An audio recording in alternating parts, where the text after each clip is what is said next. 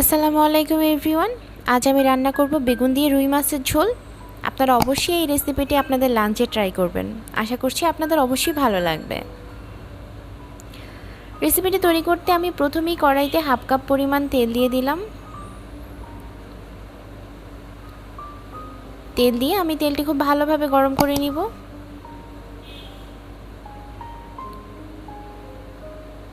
এখন আমি কড়াইয়ের মধ্যে দিয়ে দিব একটি পেঁয়াজ কুচি। পেঁয়াজটাকে আমি হালকা বাদামি করে ভেজে নিব।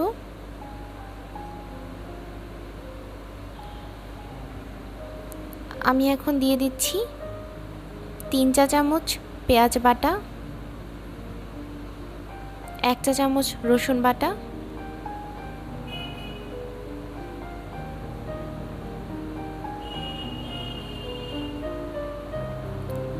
দিয়ে দিলাম 1 চা চামচ আদা বাটা। মশলাগুলো খুবই ভালোভাবে কষিয়ে নিব আমি।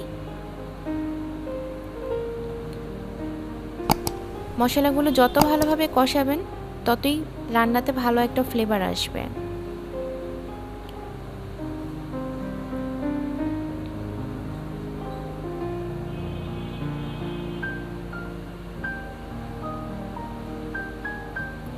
আমি দিয়ে দিলাম হাফ চা চামচ হলুদ গুঁড়ো, 1 চা চামচ মরিচ গুঁড়ো,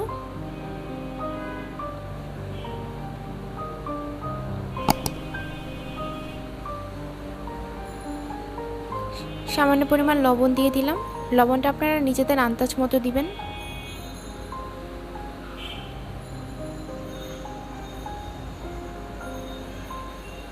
সুন্দর একটি কালার এসেছে, খুব ভালোভাবে কষিয়ে নিতে হবে। সামান্য পরিমাণ পানি দিয়ে দিলাম মশলার মধ্যে।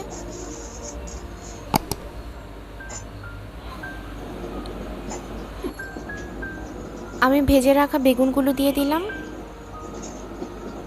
মাছগুলোও দিয়ে দিলাম। আমি বেগুন আর মাছগুলো আগে হলুদ আর লবণ দিয়ে হালকা বাদামি করে ভেজে রেখেছিলাম।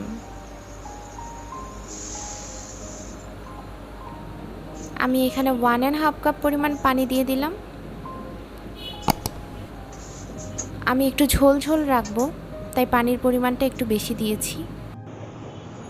1 চা চামচের মতো জিরা গুঁড়ো দিয়ে দিলাম। 3-4টে কাঁচামরিচ দিয়ে দিলাম। কাঁচামরিচ কিন্তু তরকারিতে ফ্লেভারটা খুব ভালো আনে। সো খুব সুন্দর একটি কালার এসেছে। আমার রান্না হয়ে গিয়েছে, আমি এখন বাটিতে নামিয়ে নিচ্ছি।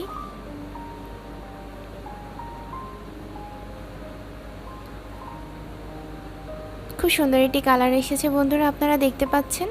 আপনারা অবশ্যই একদিন বাসায় ট্রাই করবেন।